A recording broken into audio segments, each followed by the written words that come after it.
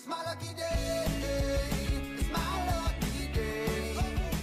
It's my lucky day. My lucky day. Don't need a pot of gold. Good morning, everybody. Today is September 3rd, and I want to welcome you to episode 34 of Coffee and Cloud Native. I was up late last night putting together the show notes. I literally got up like an hour ago. So, welcome to the show. My name is Adrian Goins. If it's your first time here, you might not know that. Every night, I and my army of bots scour the internet for news and content related to Kubernetes and Cloud Native. And every day, you'll find me here to share the bits that I find interesting. This is a curated list of content. I go through around 200 submissions every night, and I select only a handful of them for the next day's show.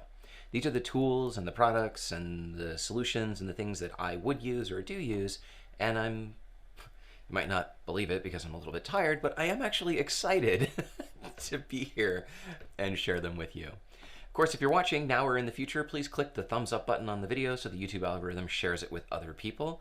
And remember that we're having a giveaway tomorrow.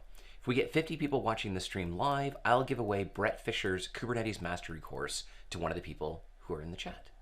Speaking of the chat, who do we have today? I saw some people chatting this morning for, oh man, I'm gonna have to put my glasses back on.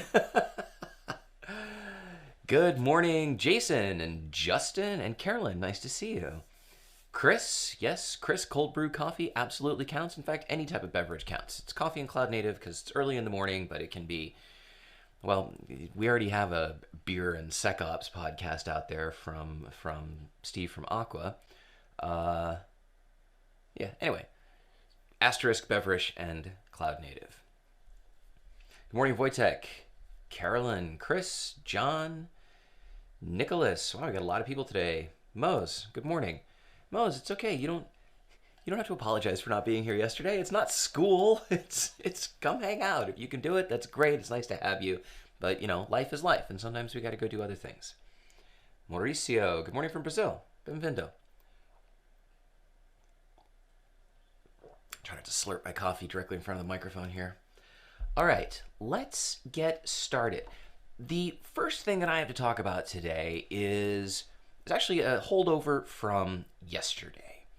Yesterday, we had a follow-up to the previous day where we were talking about HAProxy and Nginx. And in that segment, I showed specifically about HAProxy having drain support. I showed documentation that said that yes, it does. And it was brought to my attention last night that I grabbed the wrong documentation. I was moving quickly when I was doing research for it the night before. I didn't check the URL, and I didn't realize that I was talking about the commercial open source version of the HAProxy ingress controller, but I showed the documentation for the community version of HAProxy ingress that's created by and maintained by a single individual who's not affiliated with HAProxy.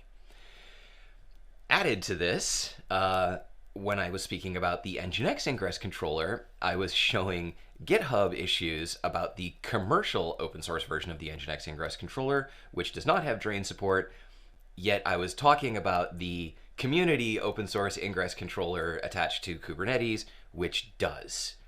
So you have two ingress controllers, HAProxy and Nginx, and you have two versions of the open source ones, one maintained by an individual, it's actually two individuals, and another one maintained by the companies themselves. And there are features that are in some that are not in others, and I totally screwed it up. So I apologize for that. I want to thank those who brought it to my attention last night I want to thank you. I actually have like notes scrolling by. So I want to thank those of you who brought it to my attention last night and helped me understand the mistake. I want to continue though and say that people in the community assign a much higher value to projects that are created and maintained by individuals in the community than they do by those that are created by companies. And this is completely understandable. A donated labor of love means more to us than a commercial product, even if the commercial product is given away for free. Nothing on this show is supposed to be a statement that any one thing is better than anything else. Better is a subjective determination. What's better for you may not be better for me, and what's better for me may not be better for you, and that's fine. The only thing that I want to do is give you information that you can use to make a decision. I want the show to be about empowering you, all of you, as people from the community. The only people who have anything to benefit from this show are those who use the products. Nothing in this show is sponsored or paid for by anyone whatsoever. I wear a Rancher hoodie because it's cold, but I do this show on my own time before work. I put it together after work. It's my own labor of love. So I didn't benefit from the mistake yesterday either. And in fact, when it was brought to my attention last night, I was genuinely concerned, it was right before dinner, that I might have said something that hurt somebody's feelings. This is the internet. It's easy to hurt people's feelings, and whether that was done intentionally or unintentionally doesn't matter. Like, if somebody's feelings got hurt, somebody's feelings got hurt. Feelings are feelings. So it's important for me to remember that there are real people behind everything that I talk about. I don't ever want to hurt anyone. Period. The end. I want to give you information that's useful and that helps you move forward with your life and your projects. The world is not all positive. There are some things that have features that other things do not. And that's what I try to talk about. I try to say, this does not do this. If you need this, well, then this other thing won't work for you. But remember that it's still all subjective. Now, ironically, in yesterday's case, the community version of HAProxy, maintained by this one generous individual, has the drain feature. The open source version from HAProxy, the company, does not. They have a thing called maintenance mode that's kind of the same. It's a different feature within the HAProxy configuration. So if you want drain from HAProxy, use the HAProxy ingress community project. And also the this is so confusing. The community version of the Nginx ingress controller does have drain. So the one that you get from Kubernetes ingress is, or I don't remember the actual URL for it. The one that's attached to the Kubernetes project and not directly attached to the Nginx company GitHub repo does have drain support, and it appears that the commercial Nginx ingress controller does not, that's a paid feature. That's a little bit up in the air because I can only find a GitHub issue that says that it's a paid feature, but it's from 2018, but I've never found anything that says beyond that it's available. Now, remember, in the Kubernetes universe, that you may not actually even need this feature in your ingress controller. If you have a pre-stop hook with long enough timeout to let sessions expire, I was talking to one of the guys from HAProxy, the company, last night, and drain doesn't actually drain things. It drains everything except for persistent connections. I need to dig into the docs to find out if that's true, but according to the engineering resources that he was talking to yesterday, that's the case. So if you're looking to actually pull connections off of something before you shut your pods down, even drain support may not do what you want. There's a whole world of conversation around this, that draining is actually something that your application should do, and so I'm gonna step away from the drain conversation and just end it by saying, I'm sorry I screwed it up. In the future, I'll make sure that I actually check the URLs before I get on the show and start running my mouth. Let's move on.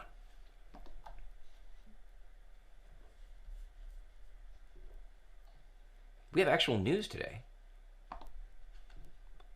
That's exciting, right?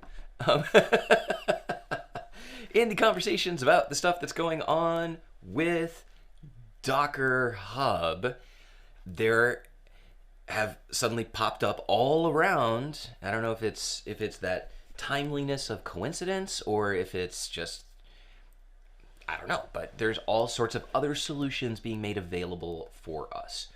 So I first saw this yesterday from Alex Ellis, who had a tweet about it, and I went and dug into it further.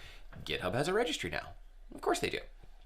They have a registry on font that I need to make bigger for you. There we go. So the GitHub container registry was launched yesterday in beta. GitLab has a container registry. Of course, GitHub, not to be left behind, they're going to do it. And my initial thought was that this might actually be the nail in Docker's coffin, because if the only thing that Docker has left to monetize is Docker Hub, well, they're now running up against Microsoft and GitLab, who's their own little behemoth, and it's going to come down to who is able to give a solution that has the least amount of restrictions for the users. And it might be that Docker's entire access control and expiration policy is now too onerous for them to sustain it. There's a concept in product sales where you actually have what's called a loss leader, and it's where you can operate something at a loss to collect market share, and you pay for that loss through other products that you have. So Microsoft or GitHub can probably run the container registry at a loss and pay for it with other services. There's varying degrees of how much the entire AWS infrastructure is actually operated at a loss. The way that Amazon stuff is set up is departments that run at a loss are paid for by departments that run at profit, and they try to just maintain the status quo across the entire organization. So if Amazon can run AWS at a loss, that gives them a strong competitive advantage over Azure and GKE and everybody else who's not Microsoft or Google. Similar thing here. If GitHub can run this at a loss, I don't know how closely tied GitHub and Microsoft's finances are. So if I say Microsoft, it might just be GitHub, whatever. If they can run this at a loss, that's bad for Docker. If GitLab can give it away for free, that's also going to be bad for Docker. Right now, this is free during beta. That means that it's free, so cool. But it might not be free, so be aware of the possibility that it might start costing money, and that I didn't find anything about pricing last night. So that pricing, when it flips, if you've built a dependency on it, might actually end up being worse than Docker. What's nice about this is 2 weeks ago, there weren't a lot of options. And now, in response to this change in the market, we're seeing lots of other options coming online. And that puts the power in our hands to vote with our feet.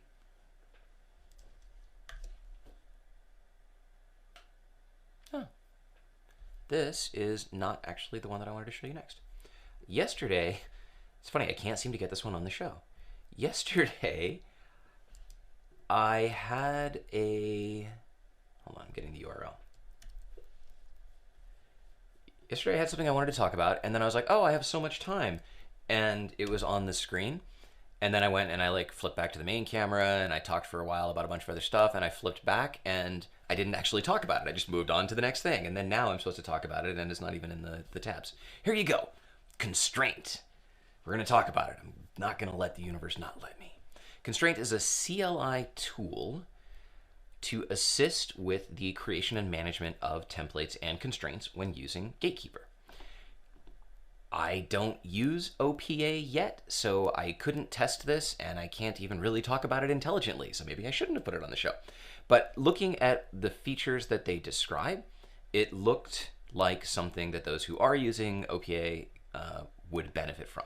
They have extensive documentation and examples of... Oh, that's totally not it. That's the CLI docs. They have an extensive one-page documentation page. Well, okay, hang on. What's going on here? This... Huh. How constraints are created. Well, this is crazy. Okay, so my notes say that they have extensive documentation, which means I found it. Use examples. Bish. All right. Well, 2 nights ago, apparently they had extensive documentation that now I can't find. So if you're using Gatekeeper, take a look at this. Tell me what you think. If you're using this, please let me know. Moving on. Next up, we have limits and constraints. Again, this is a very important thing to have in your Kubernetes clusters.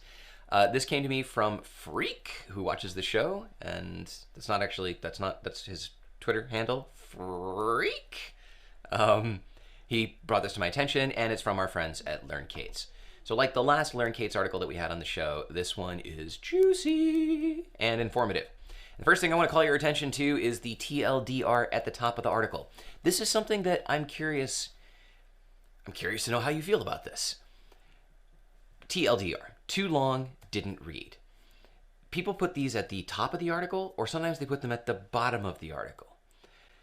I think they should go at the top of the article, because if I see in the scroll bar over there that this is so long, I'm not going to read it. It's nice to have an executive summary at the top so I can read the summary and get on with my day. If you put it at the bottom of the article, I might have already read the article before realizing that there was an executive summary. But I think that people put it at the bottom of the article so that if you just actually scroll through the whole thing, you get to the bottom and you're like, oh, there's a TLDR. Okay, that's cool. Let me know in the chat, where do you think the TLDR should be? Top of the article or bottom of the article? They have theirs at the top, and I appreciate that. Notice also here they're using, well, whatever, I'm pointing at the screen. They're using Goldilocks from Fairwinds. That becomes relevant in a little bit. They start out by explaining requests and limits. We know what they are, so let's just scroll past all of that. They've got some nice graphics and things like that. And then, like every other article that is on this site, you get to the part where you're like, okay, I understand this, and you realize that I don't know if you can see the scroll bar over there. We're at like 6% of the article, and they've already given us a voluminous amount of information. So they put the pedal to the metal and they dive in. Understanding CPU shares in relation to, okay, so metric server, let's go past this. So understanding CPU shares and their relationship with CPU requests. They get into demonstrations of how you can actually stress your systems so that you can see that requests and limits are working. Then it changes gears and it goes into CPU and memory limits. Now, unlike CPU, which is throttled, my eye. Unlike CPU, which is throttled, if your application hits its memory limit, then it will result in the kernel killing the process. And some of you were just like, wait a minute, did you just say kernel? I thought Kubernetes killed the process. Yes, I said kernel. More on that in a second. So then, because why should they stop there? They give you more really nice graphics. They give you a Flask application to play with where you can put load on the app and have it consume more resources. And then they follow that with an introduction to the vertical pod autoscaler. I can actually scroll down now. So they follow that with an introduction to VPA and generating load with Locust, which is a load testing utility with some nice graphs and graphics. You could also use a tool like Hey or something like that. So they got VPA. And then they end it with Goldilocks. Goldilocks we had on the show. I'm just going to stop scrolling because it's such a huge article. We had Goldilocks on the show last week in episode 28. Goldilocks gives you recommendations graphically off of the recommendation component of the VPA. I've opened a couple of issues with Goldilocks because it has a couple of small bugs in it that they fixed. And so it's not in the release version yet, but there's a build that has those things fixed.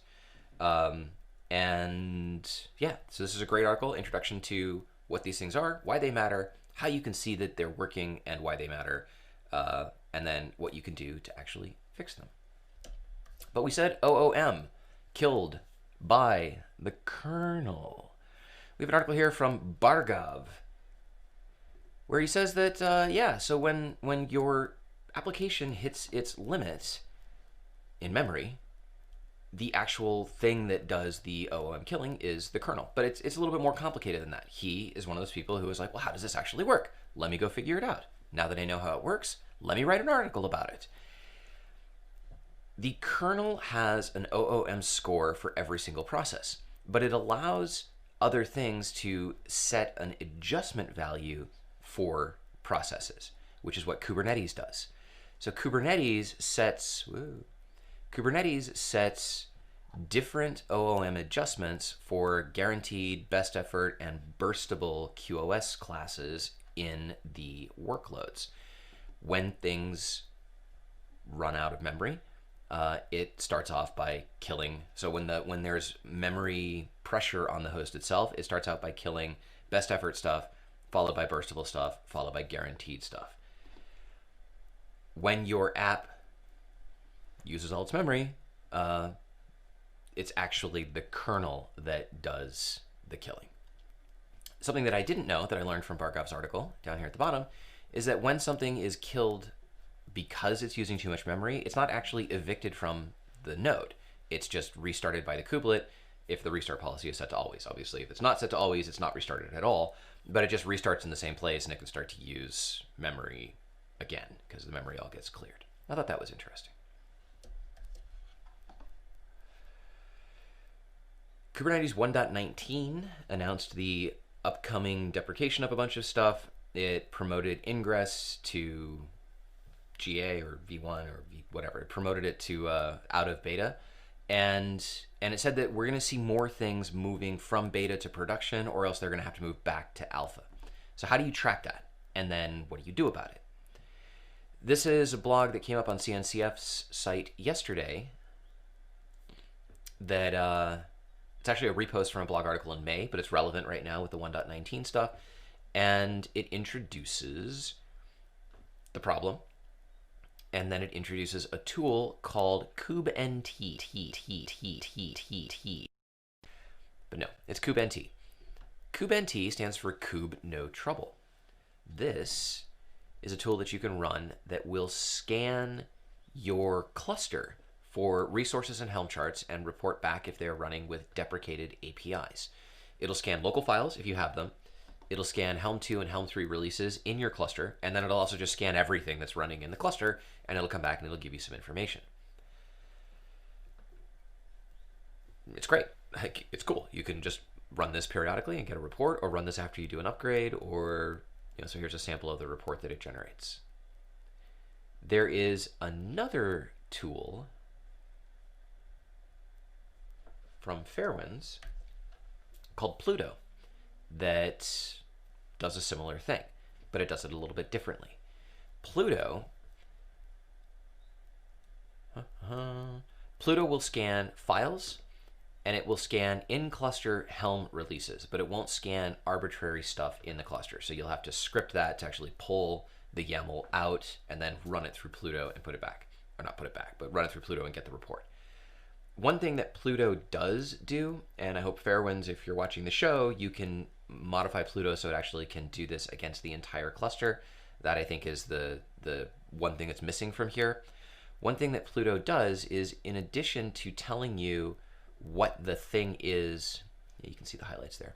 In addition to telling you what the thing is and what deprecated version of the API it's using, it tells you what to replace it with. So that's good. Like, it tells you where this resource actually moved in the Kubernetes API. I think that's strong.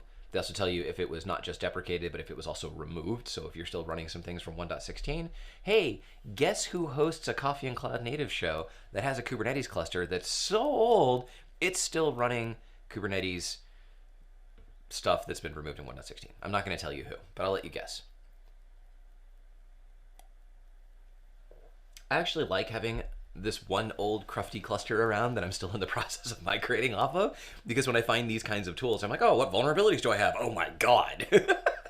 Oh, what deprecated things am I running? So that's good, because without that, I'd have to go like build a cluster and break it. And fortunately, before all of you, try and go and own my stuff, that cluster is in my house behind like all 17 layers of NAT. You're not going to get to it. And yeah, it's in the process of being migrated, but there's just no time. So here you go. You got two tools, kubent and Pluto, for scanning for deprecated API stuff in your clusters. JetStack cert-manager. I know we're running out of time, so we're going to have to run through this. This is actually really important. JetStack cert-manager release 1.0. Golf clap, everybody. Golf clap, yes. Wonderful, wonderful. Good show. Those of you who are British probably are laughing at me right now. I don't even know if golf clap and British stuff mixes together, but whatever. It's a horse clap. What do you guys have over there? What's the British equivalent of a golf clap, huh? 1.0. If you've worked with cert-manager, you've been through some pain. I have to actually go back and update a bunch of videos now that talk about old versions of cert-manager with instructions that are no longer relevant.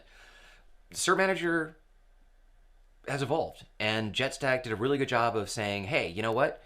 The way that we were doing it yesterday isn't the right way, and so the next version we're going to do it differently, and sorry that broke a whole bunch of stuff, but we really want to get this right. And now with V1, they've committed to, okay, this is stable.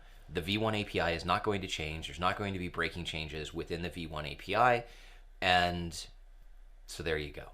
Version 1 of cert-manager, and remember that they are having a little community day for 4 hours next week. I'm actually doing a meetup for 2 of those hours, so I won't be able to join for the whole thing, but I will be there for part of it.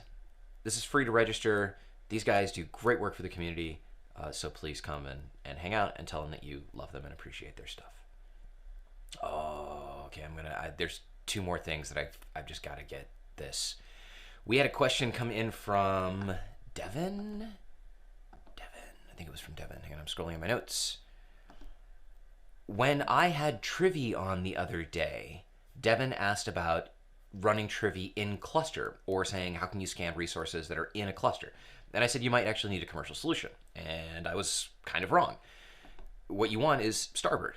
Starboard is also from Aqua. It's also open source, and it combines Trivy with Kubent, KubeHunter, and Polaris from Fairwinds. Oh, they're a big item on the show today.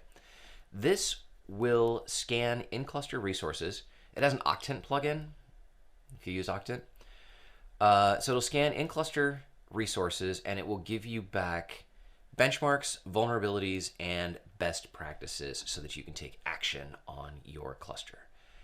This is Starboard. This is another open source. It's not really it's like a collection of open source stuff. It's a single command line utility that combines other open source things to give you information about your cluster. And now we're on to the tool of the day. I'm not going to sing it today.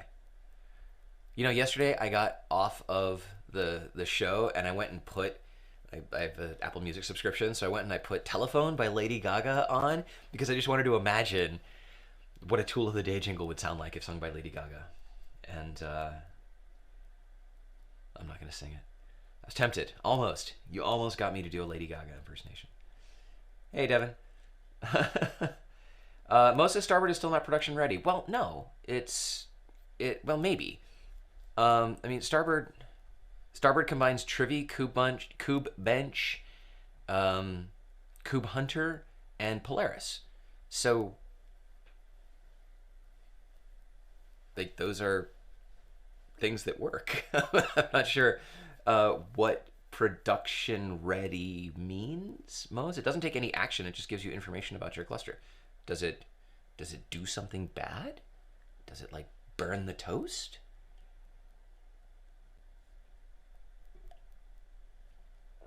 Today's tool of the day is ktunnel. Ktunnel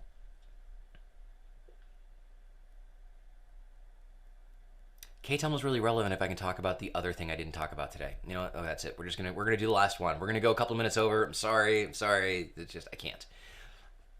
Submariner. I like to say submariner, but the guys who build this say that it's called submariner.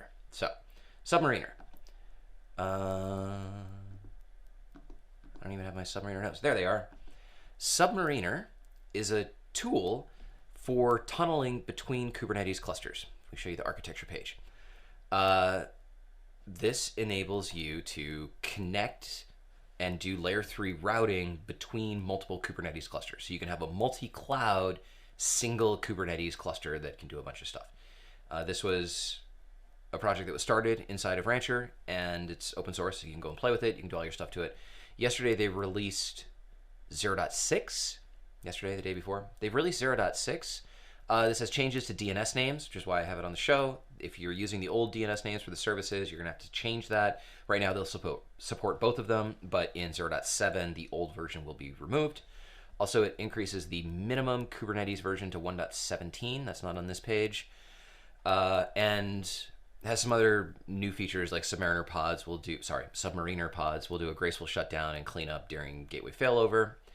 If you want to know more about this, if you haven't played with this, if you check their online resources section, they have some cool demo recordings, including Submariner in 60 seconds. That'll tell you exactly what it is and how it works, how to get started with Subcuttle, and how to start using this. And I wanted to talk about Submariner so that I could talk about ktunnel, the tool of the day. Ktunnel is kind of the opposite thing, sort of. Ktunnel, we see a lot of things like DevSpace that'll connect your local machine to a Kubernetes cluster so that you can do development locally and those things are automatically going to appear in the cluster, and you can test against it. This is the opposite thing. This connects your local machine to a service endpoint in the cluster. So things that hit the service actually hit your local machine. You can launch it in one of two ways. You can either have a dedicated ktunnel pod attached to a service within the cluster, and then other things can hit the service and route through to your local environment where you have an app, or you can run it with injection into a running pod that only has one replica. It has to only have one replica. That's the criteria. And then as a sidecar, the app that's running there can connect back to your local environment. So this brings the cluster to your desktop and it makes your workstation, well, the app that you're building, part of that through a reverse proxy. I thought it was a very neat tool, and I wanted to bring that to your attention. And now we're late again. We're always late because that's the name of the show. It's Coffee and Late Native. If you liked what you saw today, please give the video a thumbs up and subscribe to the channel. I'm here every weekday. There's always something new to talk about, and I'm going to keep talking about it because what else is there to do? I will have links to all of this stuff up in the video description about a half an hour after the show ends. If you follow me on Twitter, you'll get a notification when that happens. If you have something that you would like for me to consider for the show, hit me up and let me know. My contact details are in the video description, or you can tweet with the CNCN hashtag and I'll pick it up. Sorry that I wasn't able to participate in the chat today. Oh, Moses is saying, please answer my question about Helm and Customize. Wow, there's a lot of chat. Okay. I'm not going to do that on the show, but Mose, I will jump into the chat after this. It stays alive for a few minutes, and I'll find your question and I'll answer it. I don't want to keep you guys any longer. Thanks for joining me. Have a great day. Keep learning. I'll see you in the next show. Bye.